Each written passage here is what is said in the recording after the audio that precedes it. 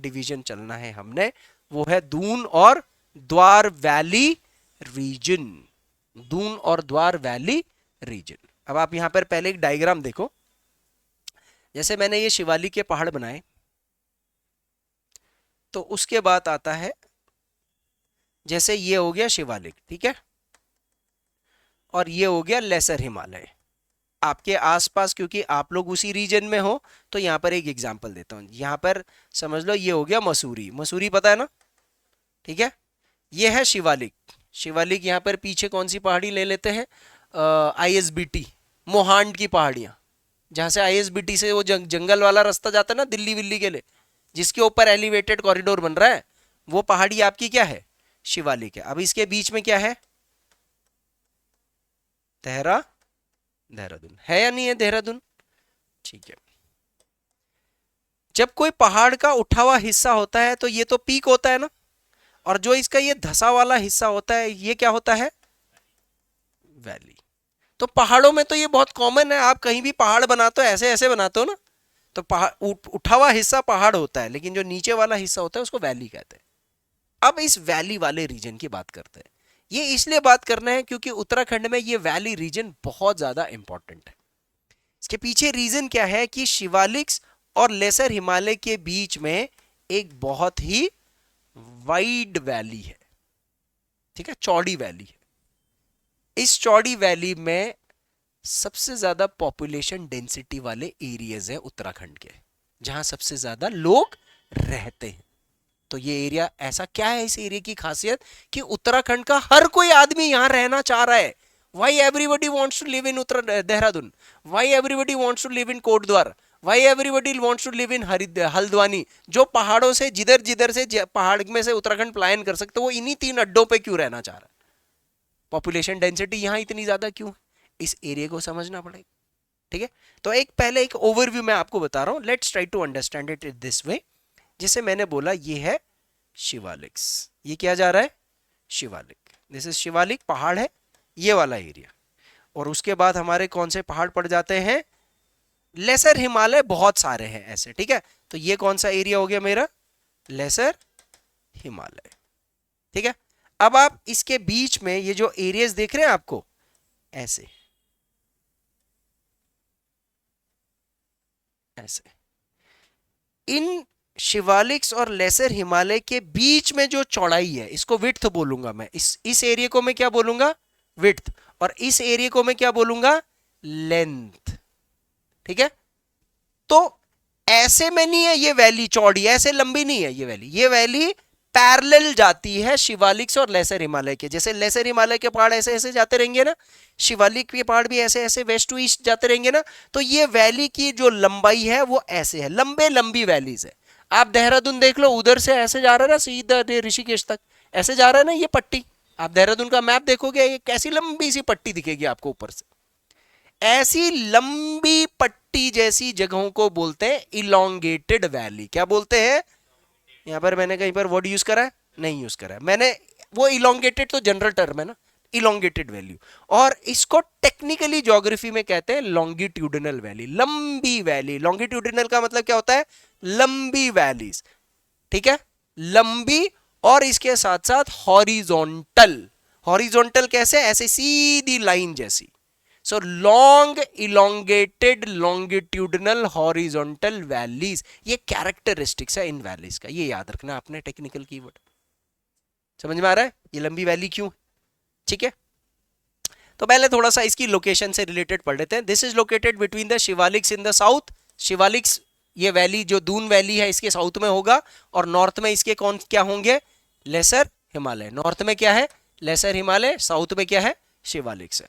They are in the form of longitudinal valley stretching from west to east. ये valley हमेशा west से east की तरफ जाएगी, north to east, north to south नहीं stretched है ये नॉर्थ टू साउथ इसकी विड्थ कम होगी और लेंथ ज्यादा होगी। देहरादून की लेंथ 75 किलोमीटर है, कितनी, विकास नगर से लेकर के ये ऋषिकेश तक 75 किलोमीटर का लंबाई है आपकी, आप समझ रहे हो। और इसकी चौड़ाई कितनी है, ये यहां पर नवादा हो गया, क्लेमेंट टाउन हो गया, क्लेमेंट टाउन से लेकर के राजपुर ले लो यहां पर, तो ये कम से कम 20 से 25 किलोमीटर के आसपास जाएगी देहरादून की विड्थ। कहीं पर थोड़ी ज्यादा होगी, कहीं पर थोड़ी कम होगी ना, तो ये याद रखना है, ठीक है।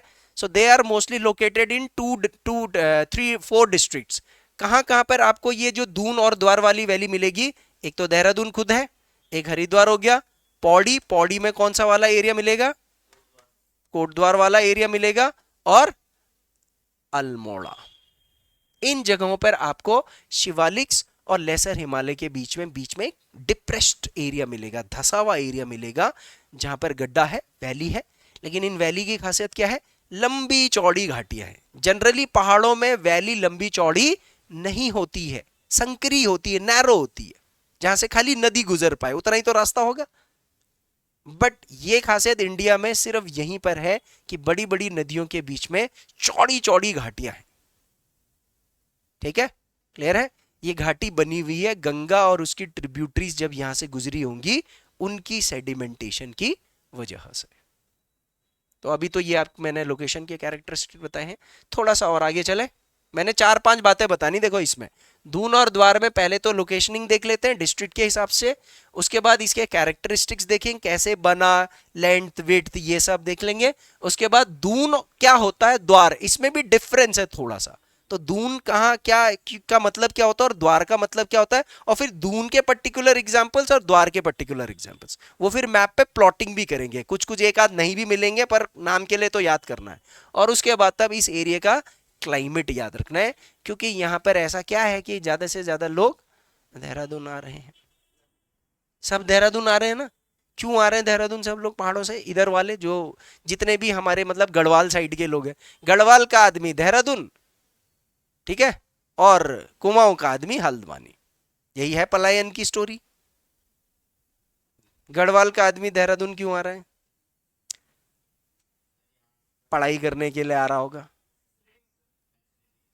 मेन तो पढ़ाई के उससे आ रहा होगा।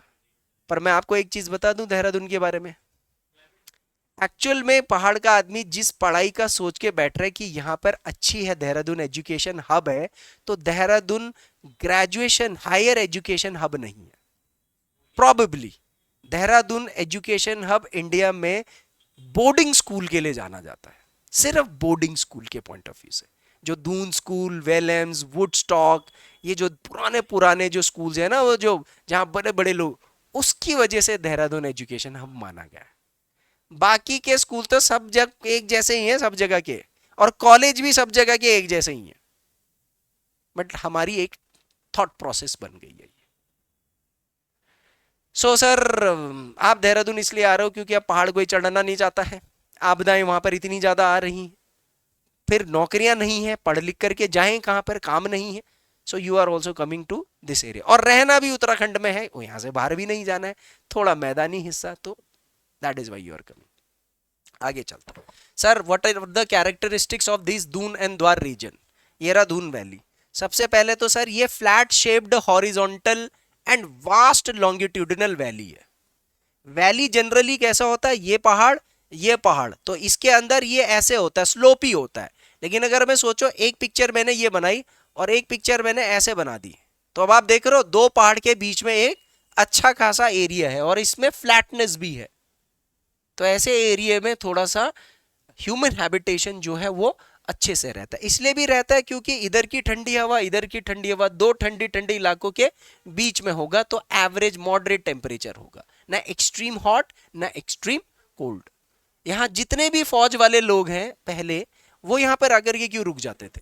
Y they would use to settle here? IMA करा होता था उन्होंने, क्योंकि ट्रेनिंग आईएमए करी, तो दिमाग में जब आईएमए की ट्रेनिंग करते थे, ऐसे मौसम में ट्रेनिंग और इंडिया में कहीं पर भी नहीं।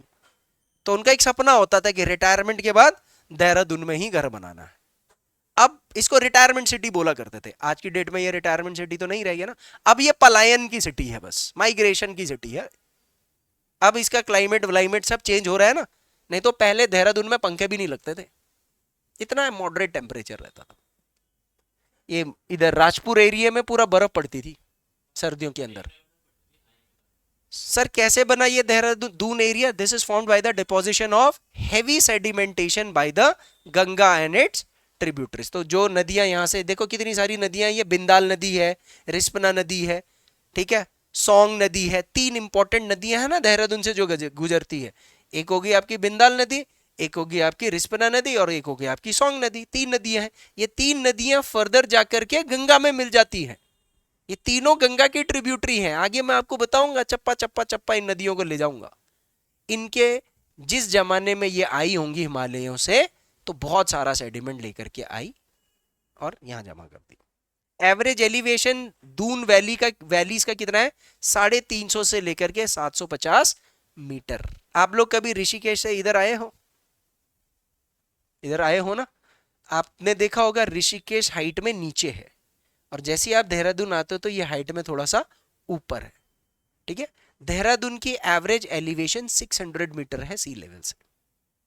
ये थोड़ा सा ऊपर है, ये एलिवेशन याद रखना है। इस एरिया में फार्मिंग भी बहुत इंटेंस होती है। ठीक है, खेती भी काफी अच्छी होती है। ठीक है, और इस एरिया में पॉपुलेशन डेंसिटी भी बहुत ज्यादा होती है, यानी कि पर किलोमीटर कितने लोग हैं, तो पहाड़ों से ज्यादा उत्तराखंड के अंदर दून और द्वार वैली में सबसे ज्यादा पॉपुलेशन डेंसिटी है। तराई रीजन को छोड़ दे तो सबसे ज्यादा वैसे तराई रीजन बनेगा, बट उसके बाद ये दून और द्वार।